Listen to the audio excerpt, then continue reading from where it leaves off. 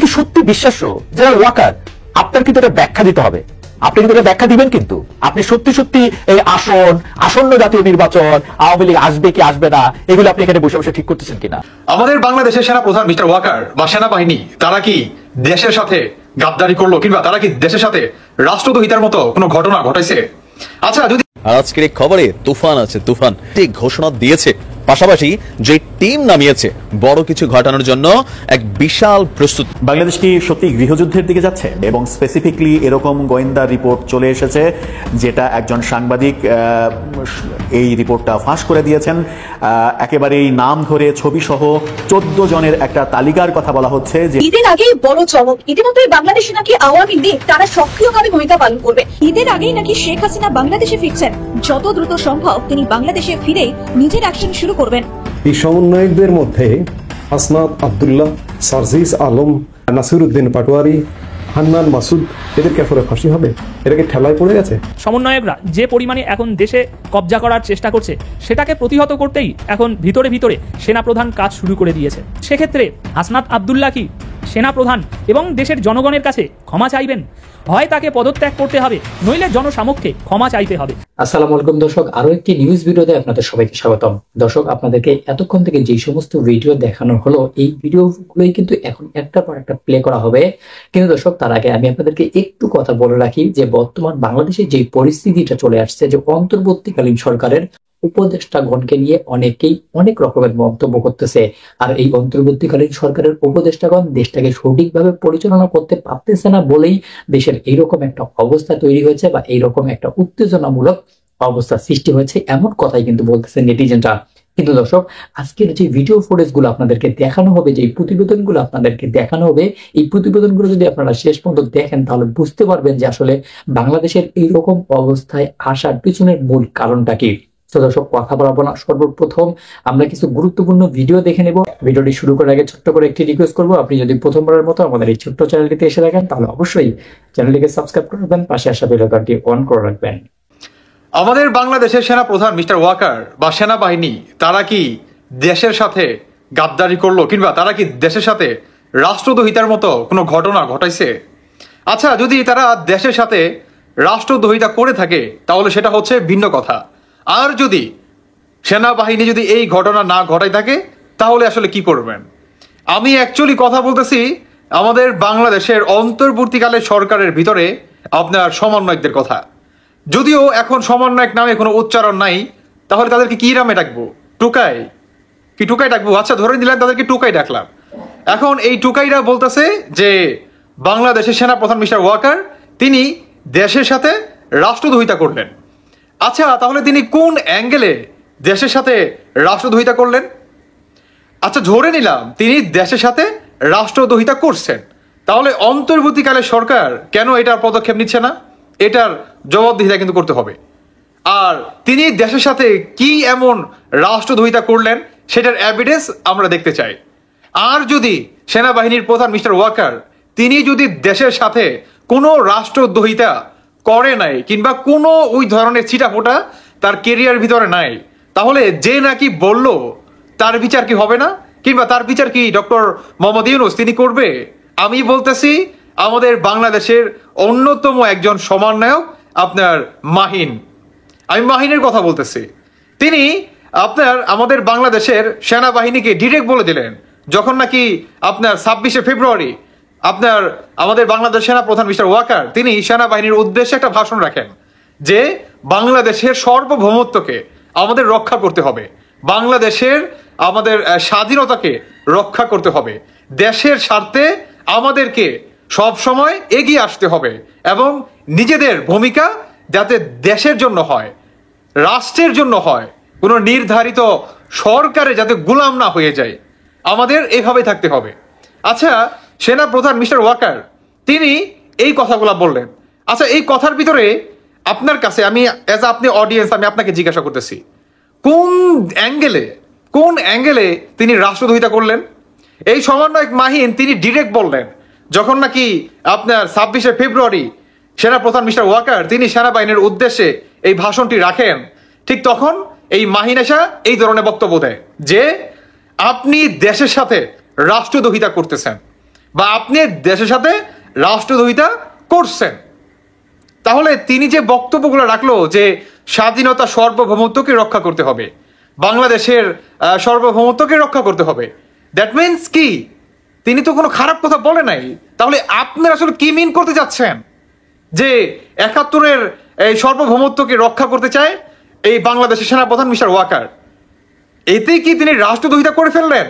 বলেন, তাহলে আপনারা ডিরেক্ট বলে দেন, মানে আপনাদের জায়গাটা আমি বলতেছি সমন্বয়কদের, তাহলে আপনাদের জায়গাটা আপনারা স্পষ্ট ক্লিয়ার করেন যে আপনারা ৭১-এর কে আপনারা মুছে ফেলতে চান, আপনারা বাঙালিত্বকে মুছে ফেলতে চান, আপনারা পাকিস্তানি হতে চান, কিংবা বাংলাদেশটাকে পুনরায় পাকিস্তানে আপনারা বানাতে চান। এইভাবে বলে দেন। যদি আপনারা এভাবে বলেন তাহলে মেনে নিব যে বাংলাদেশের সেনা প্রধান মিস্টার ওয়াকার তিনি দেশের সাথে রাষ্ট্রদ্রোহিতা করতেছে। মনে করি না। আর হচ্ছে হাসনাতের যে লেখাটা ছিল এটার সাথে কিন্তু আমার হচ্ছে কিছু পারসেপশানে রিসিভ করার ক্ষেত্রে দ্বিমত ছিল, তার পুরো বক্তব্যের সাথে মানে বক্তব্য লাইনগুলোর সাথে কিন্তু কোথাও দ্বিমত ছিল না। একটা জিনিসকে ওর জায়গা থেকে যেভাবে রিসিভ করেছে খুব স্বাভাবিকভাবে আরেকটা মানুষ আরেকভাবেই রিসিভ করবে, এটা মনে হয়। সেম একটা জিনিস আপনার যেরকম মনে হবে আরেকজনের ওরকম মনে নাও হতে পারে ওই জায়গা থেকে। কিন্তু যে বক্তব্যগুলো দিয়েছিল যে একটা হচ্ছে নতুন করে আওয়ামী লীগ, রিফাইন্ড আওয়ামী লীগের যে আইডিয়া, এই সামগ্রিক বিষয়গুলোতে কোনো দ্বিমত ছিল না। এবং আমরা আমাদের জায়গা থেকে স্পষ্ট করে আমাদের পার্টির পক্ষে যেটা বলেছি, আমরা ওই জায়গায় আমরা সবাই ঐক্যমত যে এখানে শুধু বাংলাদেশ সেনাবাহিনী না, এই বাংলাদেশে আর কেউ যেন আওয়ামী লীগের যে কোনো ভার্সনের গল্প না শোনায়। এবং দ্বিতীয়ত হচ্ছে আমরা আশা করব যে বাংলাদেশ সেনাবাহিনীর প্রতি আমাদের যে রেসপেক্টের জায়গাটা আছে সেটা প্রতিষ্ঠান হিসেবে তারা ধরে রাখবে। বাংলাদেশের অভ্যন্তরীণ যে রাজনীতি, এই রাজনীতিতে তাদের যে আমরা কখনোই তাদের কোনো হস্তক্ষেপ প্রত্যাশা করব না, বরং তারা প্রতিষ্ঠান হিসেবে দেশের প্রতি তাদের যে দায়বদ্ধতা, তাদের যে কাজ, সেটা তারা ঠিকমতো পালন করে যাবে, এটাই আমাদের প্রত্যাশা। না, এটা তো আমরা আমাদের জায়গা থেকে স্পষ্ট করে বলেছি। হাসনাত তার পোস্টে বলেছে, আমিও আমার পোস্টে সেম কথাই বলেছি, এই কথাগুলো এসেছে। এবং আমরা আমাদের পার্টির পক্ষ থেকে যখন প্রেস ব্রিফিং হয় তখন আমরা এই কথাগুলো উল্লেখ করেছি। এবং আমাদের ভিতরে যেভাবে আপনারা দেখাচ্ছেন যে মতানৈক্য, আমরা মনে করি এটা কোনো মতানৈক্য না, এটা স্বাভাবিকভাবে যে যার পারসেপশনটা তুলে ধরেছে। তবে আমরা অ্যাজ এ পার্টি হিসেবে সামনে আরও ভালোভাবে ফাংশন করার জন্য এই বিষয়গুলো নিজেদের ভিতরে আরও সুন্দরভাবে আলোচনা করে আমরা সেভাবে প্রকাশ করব। এবং আমরা মনে করি যে আমাদের যে ছোটোখাটো কিছু সীমাবদ্ধতা আমাদের চোখে নিজেদেরও পড়ছে, আপনারাও ধরিয়ে দিচ্ছেন, আমরা খুব দ্রুত সময়ের মধ্যে সেগুলোকে ওভারকাম করে সামনের দিকে এগিয়ে যাব। না, এটা তো অবশ্যই এখন এটা একটা একদম ব্যাধির মতো হয়ে যাচ্ছে এই গুজবটা। এবং যে যার মতো করে ফেক আইডি দিয়ে, ফেক পেজ দিয়ে মন মতো আর কি প্রত্যেক দিন তারা খুনি শেখ হাসিনাকে বাংলাদেশে নিয়ে আসছে, আবার প্রত্যেক দিন পালাওয়ের স্লোগান দিচ্ছে। তো আমরা আমাদের জায়গা থেকে মনে করি কি, এটা যেমন আমাদের অবশ্যই এখানে সেল করতে হবে, বাংলাদেশে এখন অন্তর্বর্তীকালীন সরকার কিংবা সামনে যে নির্বাচিত সরকার আসবে তাদেরও এরকম অ্যান্টি প্রোপাগান্ডা সেল করা উচিত, কারণ এটা মানুষকে বিভ্রান্ত করে, জনমতকে বিভ্রান্ত করে। এবং আরেকটা গুরুত্বপূর্ণ বিষয় হচ্ছে জনগণকে এই বিষয়ে সচেতন হতে হবে। একটা জিনিস আমি দেখলাম আর ওইটাই সত্য বলে বিশ্বাস করে নিলাম, এটা কোনোদিন হতে পারে না বা হওয়া উচিত না। একটা খবর একটা নিউজে এসেছে মানে ওটাই শতভাগ সত্য, এটা মনে করা উচিত না। সব কিছুর প্রোস অ্যান্ড কোনস আছে, এইটুকু যেন আমরা যাচাই করে আমাদের সিদ্ধান্তগুলো। কি সত্যি বিশ্বাস্য জেনারেল ওয়াকার, আপনার কিন্তু এটা ব্যাখ্যা দিতে হবে। আপনি কিন্তু এটা ব্যাখ্যা দিবেন, কিন্তু আপনি সত্যি সত্যি এই আসন্ন জাতীয় নির্বাচন, আওয়ামী লীগ আসবে কি আসবে না, এগুলো আপনি এখানে বসে বসে ঠিক করতেছেন কিনা, এটা কিন্তু আপনার ব্যাখ্যা দিতে হবে। আপনার কিন্তু মনে থাকবে, আপনি যদি এটা ভালোর কারণেও করে থাকেন, আপনি যদি কারো ভালো করার জন্য এটা করে থাকেন, তবুও কিন্তু আপনি এটার ব্যাখ্যা দিবেন। এটার ব্যাখ্যা আপনি আজকে বর্তমানের খাতিরে দিবেন, যেই অতীত, যেই জুলাই আগস্টের রক্তের উপর দাঁড়া হয়ে এই নতুন বন্দোবস্ত আসছে, নতুন সরকার আসছে, সেই খাতিরে দিবেন। যেই ভবিষ্যতের দিকে আমরা তাকায় আছি, সেই ভবিষ্যতের খাতিরেও আপনি কিন্তু এই ব্যাখ্যা দিবেন। আপনি ব্যাখ্যা দিবেন জেনারেল ওয়াকার, যে আপনি আসলে বাংলাদেশের রাজনীতিতে কারা পরবর্তী সময় ক্ষমতায় আসবে কি আসবে না তা আপনি এখানে বসে বসে ঠিক করতেছেন কিনা। আপনি কিন্তু ব্যাখ্যা দিবেন আপনি একটি ভালো আওয়ামী লীগের এখানে পুনর্বাসন হোক সেটার ঠিকাদারি নিছেন কিনা। আপনি কিন্তু এটা ব্যাখ্যা দিবেন। জেনারেল ওয়াকারুজ্জামান আপনার একজন পূর্বসূরি ছিলেন, তার নাম জেনারেল মঈনুদ্দিন। জেনারেল মঈনুদ্দিনও কিন্তু দেশের ভালো করতে গেছিলেন, অন্তত তার বই খাতা পড়ে এরকমই মনে হয়। ভালো করতে গিয়ে উনি কি কি করছেন সেটা নিশ্চয়ই আপনি মনে থাকার কথা। এই সমন্বয়কদের মধ্যে হাসনাত আব্দুল্লাহ, আসিফ মোহাম্মদ সজীব ভুইয়া, সার্জিস আলম, নাসিরউদ্দিন পাটোয়ারি, হান্নান মাসুদ ইত্যাদি নানা নাম এই মুহূর্তে আলোচনা হচ্ছে। এদেরকে আসলে ফাঁসি হবে? এরা কি ঠেলায় পড়ে গেছে? ঠেলার নাম বাবাজি, বিষয়খানা এমন। গত কয়েকদিন যাবৎ শুক্রবার বৃহস্পতিবার মধ্যরাত থেকেই শুরু হয়েছে সেনাবাহিনী, বাংলাদেশ সেনাবাহিনীর চরিত্র হনন, সেনাপ্রধানের চরিত্র হনন চূড়ান্ত বিচারে। অনেক আগে থেকেই হচ্ছে, এদের গরুরা, এদের তাত্ত্বিক গরু যারা, তারা করে আসছেন অনেক আগে থেকে। কিন্তু বৃহস্পতিবার দিবাগত মধ্যরাতে হাসনাত আব্দুল্লাহ চূড়ান্ত একটি বোমা ফাটালেন সেনাবাহিনী নিয়ে। 11 তারিখের একটি ঘটনা নিয়ে চূড়ান্ত একটি ফেসবুকে স্ট্যাটাস দিয়েছেন 20 তারিখ দিবাগত মধ্যরাতে। তিনি 12 তারিখে ইঙ্গিতপূর্ণ পোস্ট করেছিলেন আওয়ামী লীগ নির্বাচন করবে, আওয়ামী লীগকে পুনর্বাসন এবং ইনক্লুসিভ নিয়ে। তিনি 12 তারিখেও তার ফেসবুকে ফুল স্টপ সম্মিলিত একটি ইঙ্গিতপূর্ণ পোস্ট করেছিলেন। এরপরও আরো কমপক্ষে 2 দিন পোস্ট করেছিলেন, কিন্তু 20 তারিখ দিবাগত মধ্যরাতে তিনি করলেন চূড়ান্ত পোস্ট, এবং সেই পোস্ট নিয়ে নানা রকম চর্চা হচ্ছে। এই যে আজকে দুপুরবেলা সার্জিস আলম ফেসবুকে একটি পোস্ট দিয়ে, যেহেতু সার্জিস আলম এবং হাসনাত আব্দুল্লাহ নিজে সেনাপ্রধানের সাথে ছিলেন 11 মার্চের বৈঠকে, আজকে সার্জিস আলম পুরো রিভার্স করে ফেসবুকে পোস্ট দিয়ে বলেছেন যে হাসনাত যে কথাগুলো বলেছে তার সাথে কিছু দ্বিমত আছে। তিনি দ্বিমতের কথাগুলো বলেছেন। আমি আর সেই ফেসবুক স্ট্যাটাস বিস্তারিত বলছি না, আপনারা নিশ্চয়ই দেখেছেন। অর্থাৎ হাসনাত যেদিকে যাচ্ছে, যে কথার মধ্যে আছে, সেটি নিয়ে দ্বিমত শুরু হয়ে গেছে।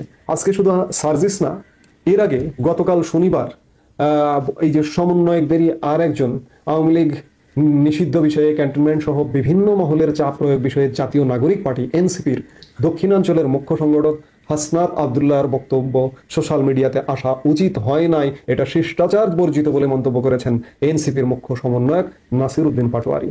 আরেকটি দেখুন যে সার্জিস আলম যে পোস্টটি দিয়েছেন ফেসবুকে, সেই পোস্টের একটা কমেন্ট করেছেন জাতীয় নাগরিক কমিটির আরেকজন হান্নান মাসুদ। তিনি জাতীয় নাগরিক কমিটির মুখ্য সমন্বয়ক।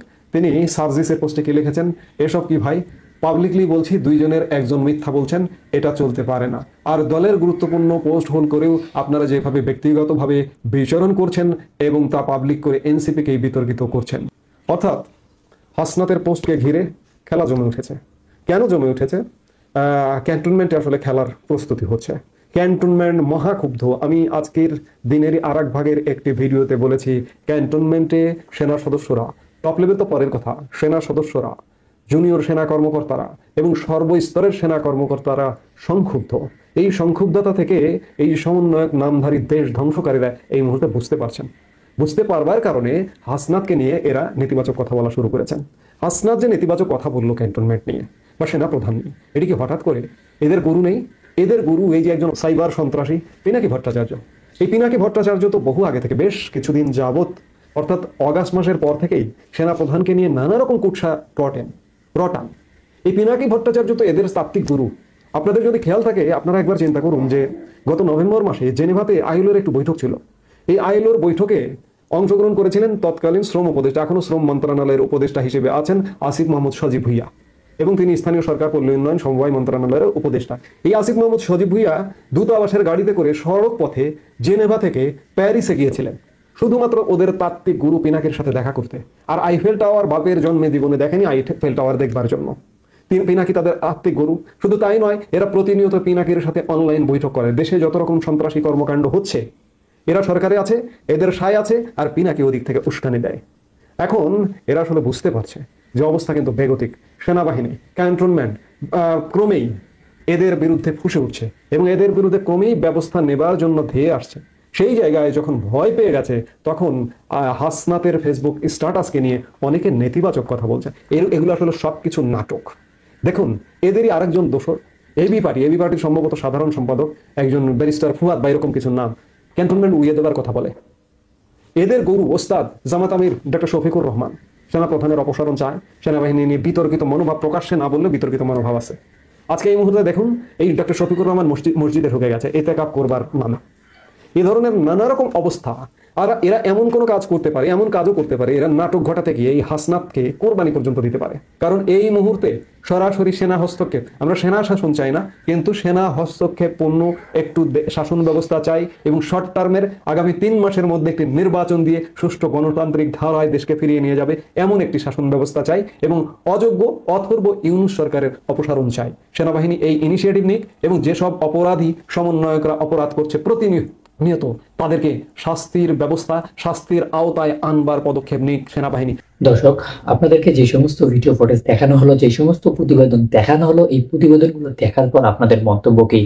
আর এই যে নতুন যে রাজনৈতিক দলটা গঠন হয়েছে, এই দলটাকে অনেকেই কিন্তু বলতেছে যে এটা একটা কিংস পার্টি, মানে অন্তর্বর্তীকালীন সরকারের প্রধান উপদেষ্টা ডক্টর ইউনূস এদেরকে সাপোর্ট দিয়ে যাচ্ছে, তাই তারা এমন কাজগুলো করছে। কিন্তু দর্শক, এই বিষয়টি নিয়ে আপনাদের মতামত কি? অবশ্যই কিন্তু আপনাদের গুরুত্বপূর্ণ একটি মন্তব্য করে যাবেন আমাদের ভিডিও কমেন্ট বক্সে। ভিডিওটি ছিল এতটুকুই, আবার দেখা হবে নতুন কোনো ভিডিওতে নতুন কোনো টপিক নিয়ে। ততদিন পর্যন্ত ভালো থাকুন, সুস্থ থাকুন, আপনাদের আশেপাশের মানুষগুলোকে নিয়ে একসঙ্গে ভালো থাকার চেষ্টা করুন। আল্লাহ হাফেজ।